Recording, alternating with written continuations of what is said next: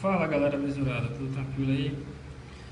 Nessa primeira aula nós vamos dar um breve resumo teórico sobre teoria dos conjuntos. Eu vou tentar ser o mais breve e conciso possível, para a gente não perder muito tempo na teoria e partir logo para as questões, ok? Vamos lá. O que é um conjunto? Conjunto é uma coleção de elementos bem definida, certo? Dentro de um determinado universo. Vamos dar um exemplo aqui rápido. Nós temos o exemplo do conjunto das vogais.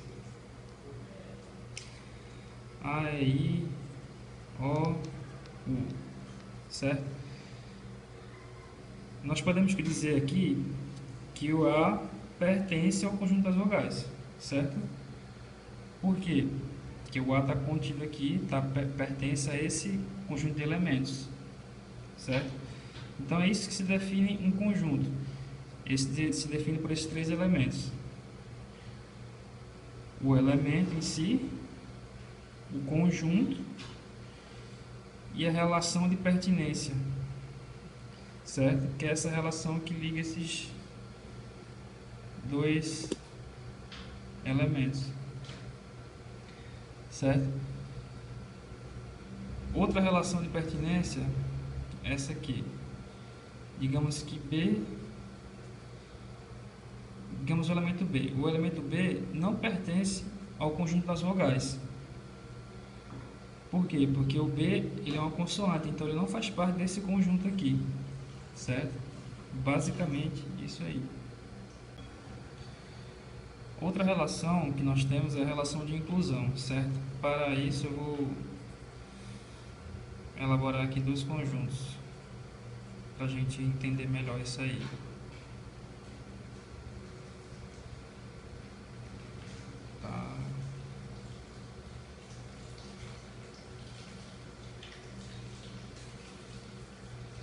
Tá, temos o conjunto A e o conjunto B. Nós podemos dizer aqui que o conjunto A está contido no conjunto B. Por quê? Porque todos os elementos do conjunto A também estão dentro do conjunto B, certo? Essa notação só vale para todos os elementos de A, certo? Todos os elementos de A têm que estar contidos no conjunto B para ser verdadeiro. Outra anotação para essa mesma situação, podemos dizer que o B contém o A, certo? Está igualmente correto aqui.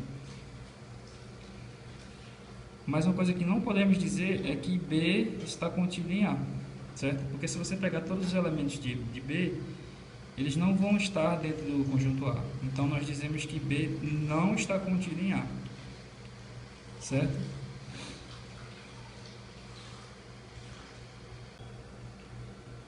Bem, outra notação usada em conjuntos, outras notações é a união, interseção e diferença. Vamos ver cada um deles.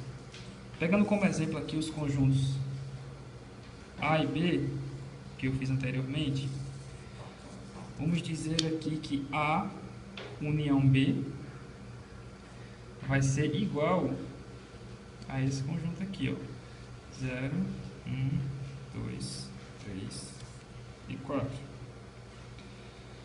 Ou seja, é o conjunto que contém todos os elementos de A e B, certo? É a junção dos dois conjuntos, certo? Se eu fizer aqui A interseção B, o resultado vai ser esse aqui, ó.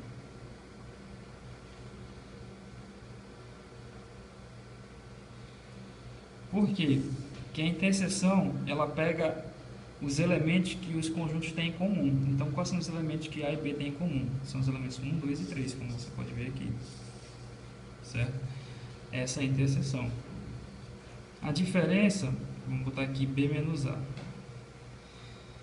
Isso aqui vai dar esse conjunto aqui, ó. O que é a diferença? Você vai pegar o conjunto B e tirar o conjunto A de dentro dele, certo? Então, se você tirar todos os elementos de A do conjunto B, ou seja, o 1, o 2 e o 3, vai sobrar aqui o 0 e o 4. É justamente a diferença, certo?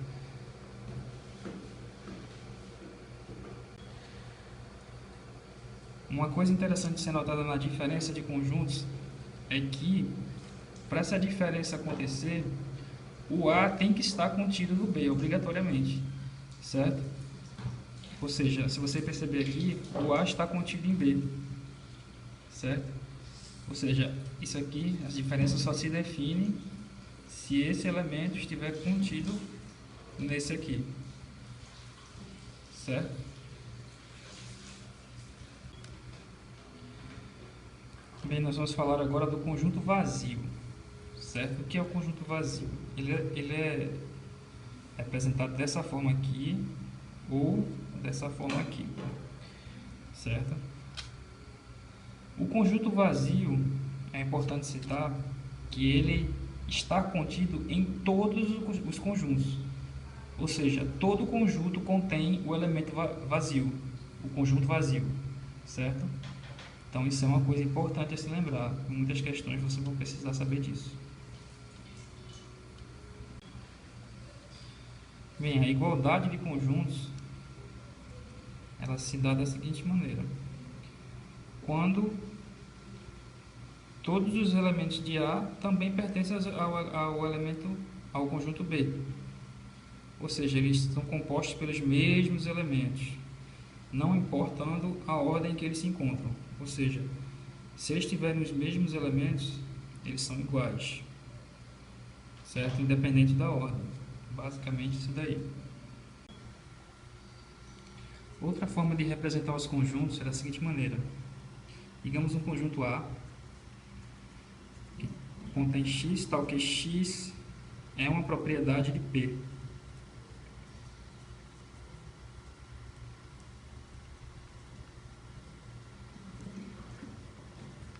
Na prática, o que isso quer dizer? Vamos dar um exemplo aqui. Digamos que A,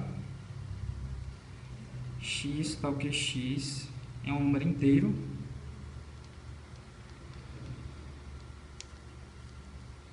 onde 0 menor ou igual que x, menor ou igual que 5, certo? Isso aqui nada mais é do que esse conjunto aqui, ó. 0, 1, 2, 3, 4, 5. Ou seja, essa notação aqui, ela está representando esse conjunto aqui, que é composto pelos números de 0 a 5, incluindo o 0 e incluindo o 5, certo? Na união entre conjuntos, essa notação ela fica desse jeito aqui. A união B vai ser igual a x, tal que x pertence a A ou x pertence a B. Fiquem ligados nesse conectivo aqui, ó. Vocês vão entender por quê. Digamos que um conjunto A seja, por exemplo, AB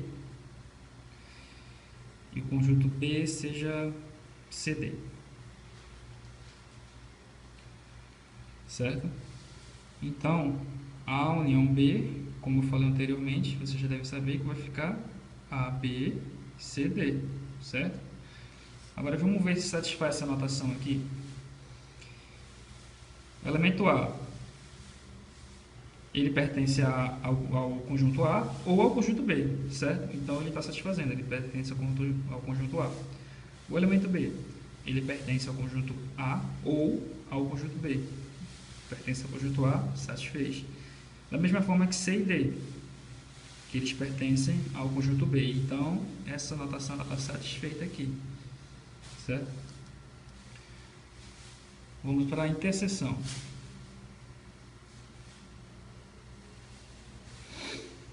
Interseção.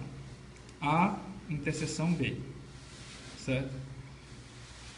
Ela é representada assim, ó, x, tal que x pertence a A e x pertence a B.